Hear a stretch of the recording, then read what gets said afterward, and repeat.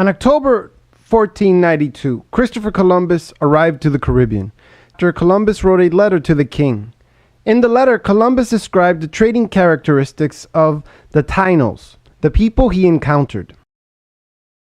Columbus wrote, "They, the Taínos, are naturally timid and fearful. As soon, however, as they see that they are safe and have laid aside all fear, they are very simple and honest, and exceedingly liberal with all they have, none of them refusing anything he may possess when he is asked for it, but on the contrary, inviting us to ask them. They exhibit great love towards all others in preference to themselves.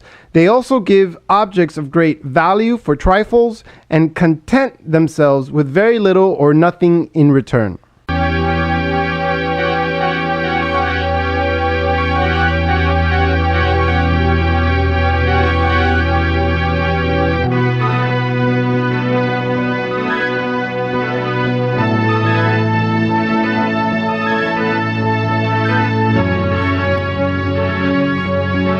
How can we, as students of history, make sense of Columbus's description of the people who found Columbus on their shores?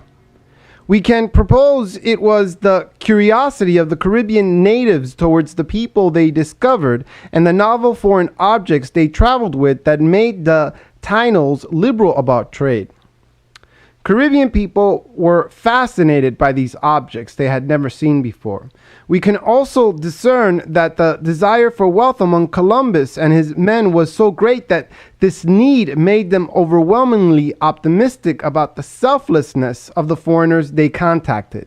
It was wishful thinking on the part of the Spaniards that this venture would be one easy mission.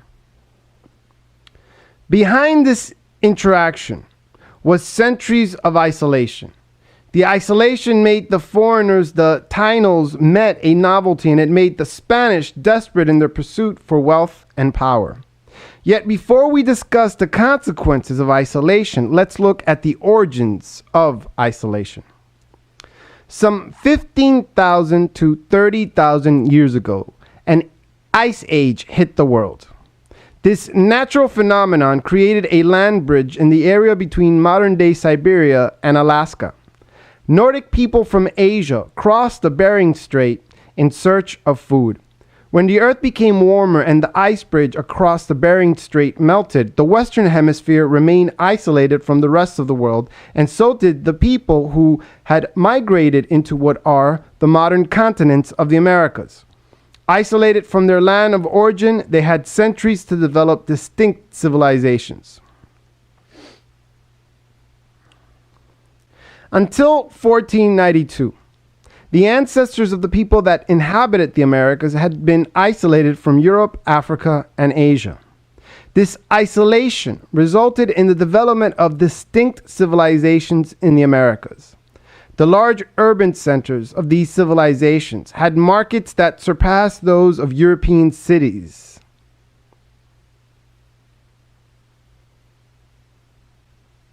A soldier in the conquistador Hernan Cortez's army described the capital of the Aztec Empire, Tenochtitlan, that its wealth and diversity of goods exceeded that of the markets of Europe and the Middle East. He also admired the sanitation practices of Tenochtitlan.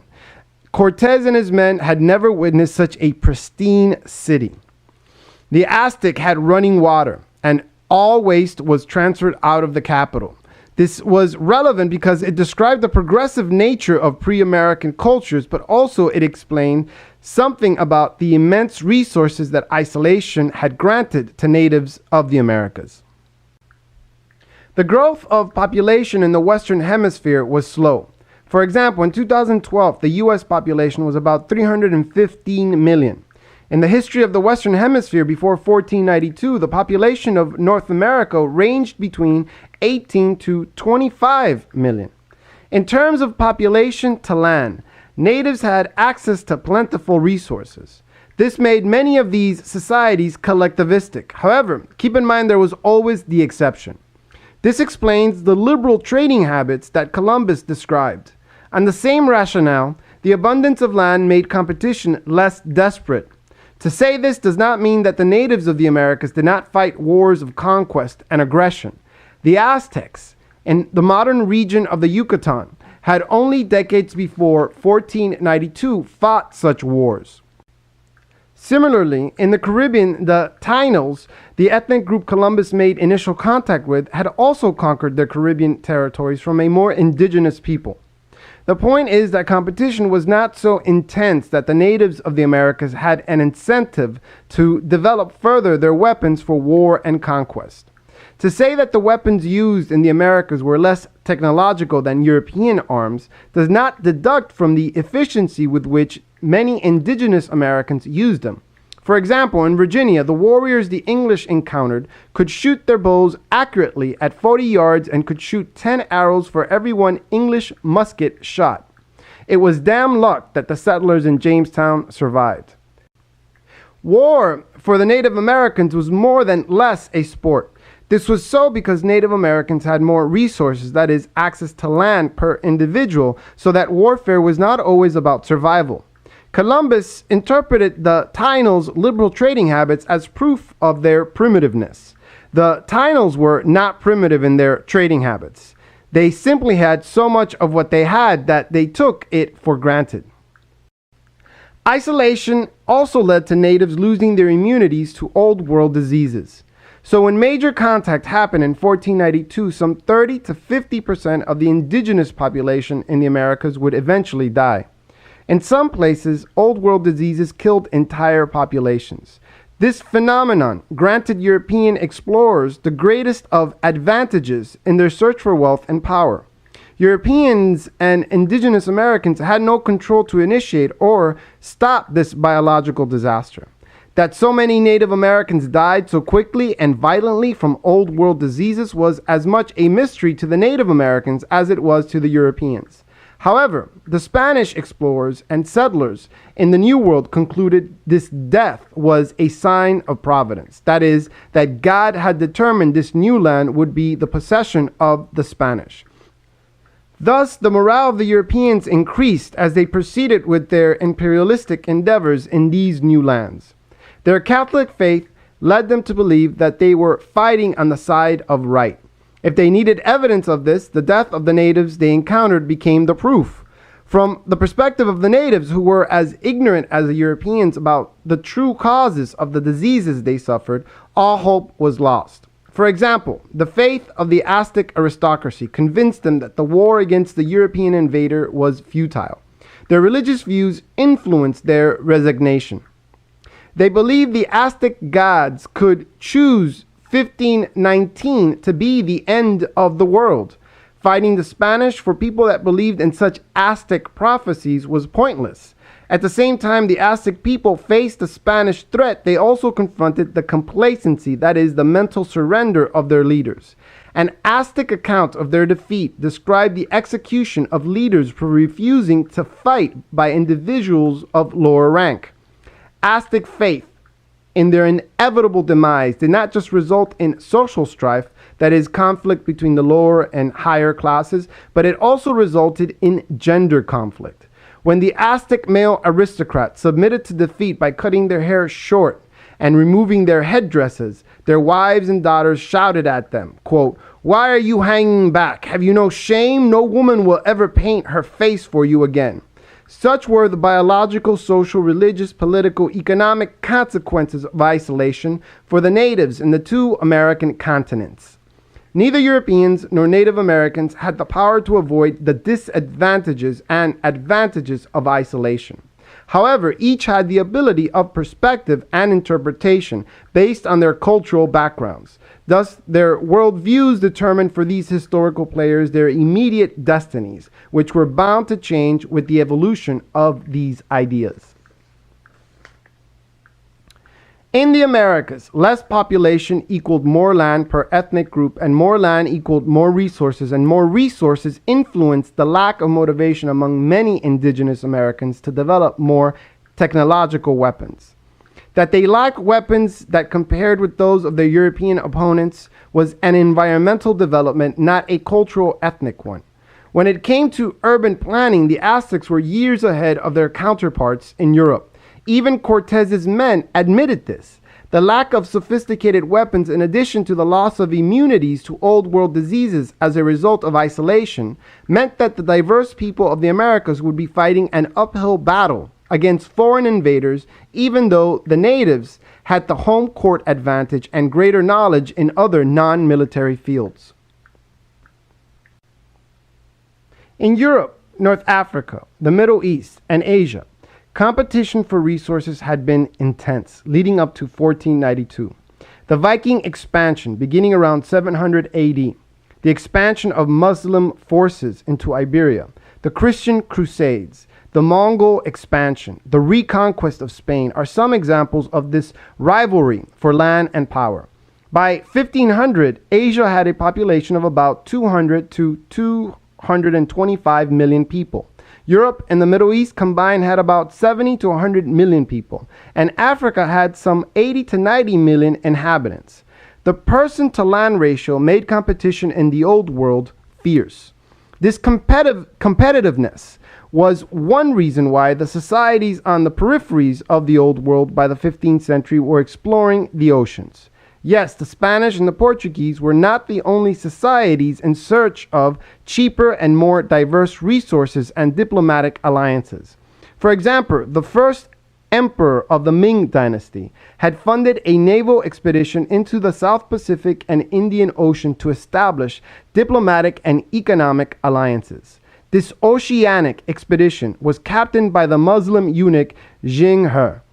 The Chinese exploration of the oceans lasted from 1405 to 1435.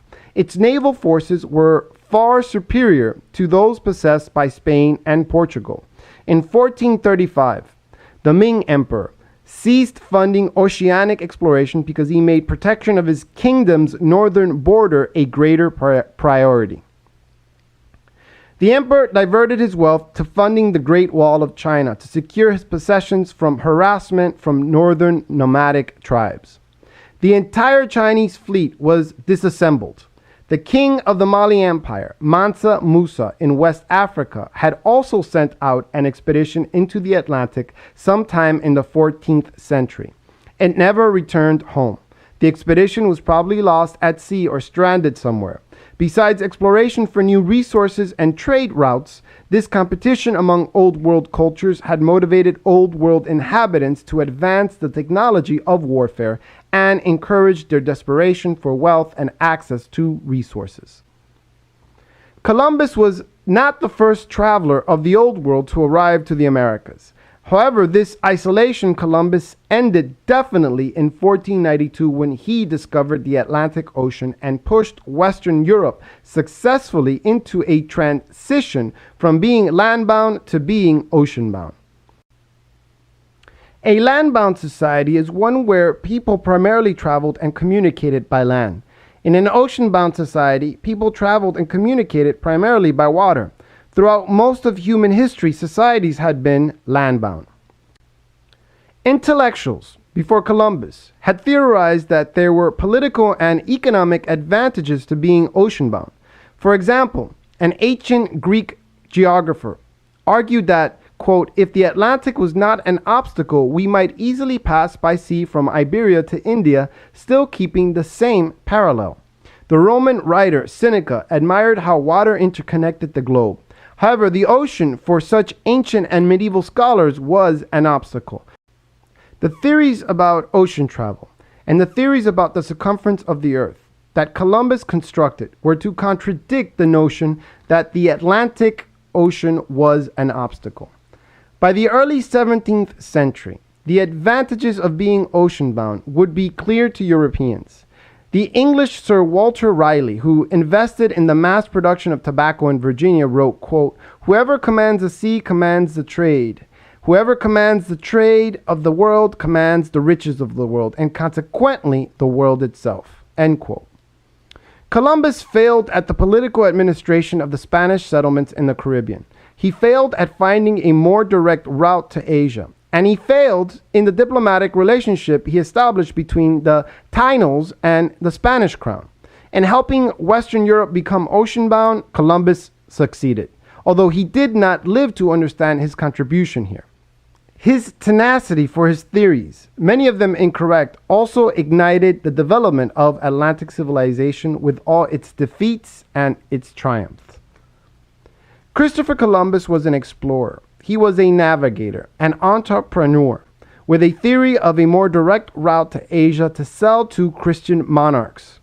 Columbus was born in 1451. In 1453, the Islamic Ottoman Empire conquered Christian-controlled Constantinople and gained close to total control of the Eastern Mediterranean, as well as control over the trade routes between Western Europe and Asia. It had gained a monopoly on goods European aristocrats had learned to love. Columbus belonged to a generation of Europeans that sought a resolution to the economic, political, and religious threat posed by the Ottomans, earning influence over this much desired territory. Columbus had a solution. He had worked aboard ships from an early age. His work had him travel the oceans surrounding Europe, Africa, and the Middle East. This was a great work experience for Columbus. He eventually settled in Portugal, where his knowledge of navigation increased. During his period in Portugal, Columbus theorized that all ancient Greek, Christian, and Muslim scholars had calculated the circumference of the earth incorrectly. Columbus predicted it was smaller, thereby assuming Asia would be located where in actuality the Americas were. Columbus sold this idea to the King of Portugal. The king rejected Columbus. Columbus took his ideas to other monarchies. Spain bought eventually his theory, and Columbus was prepared to prove it by early 1492. For centuries, the various Christian kings in Iberia had been engaged in defeating Muslim control of the peninsula. In 1492, Granada celebrated the final victory against the Moorish occupation of Iberia. It was this competition that influenced the decision by the Spanish monarchs to accept Columbus's proposal. Columbus was wrong about the size of the earth. The ancients had warned that no ship existed big enough to carry water and food across the Atlantic. If the two giant land masses dividing the Atlantic and the Pacific Oceans had not been present, Columbus's ideas would have cost the king and the queen of Spain dearly. Luckily, two continents were where Columbus expected to find Asia. Columbus would die believing he had landed off the coasts of China. Columbus had invested his entire life in this venture. He needed the people he initially contacted in the Caribbean to be selfless. And in a moment of wishful thinking, he described them as such to his investors in Spain. Experience would teach Columbus and his investors that the Taínos were not at all as selfless or timid as he predicted. The Taínos, fascinated by their European visitors, bartered many of their possessions to have the novel objects the Europeans introduced to them. This was not selflessness and timidity in trade, but simple curiosity affected by the isolation of centuries. Columbus had discovered the Atlantic, and this act had initiated the transition in Europe from being landbound to being oceanbound. This control of the seas would grant Western Europeans an advantage in gaining access to the riches of the world and the world itself for the next number of centuries.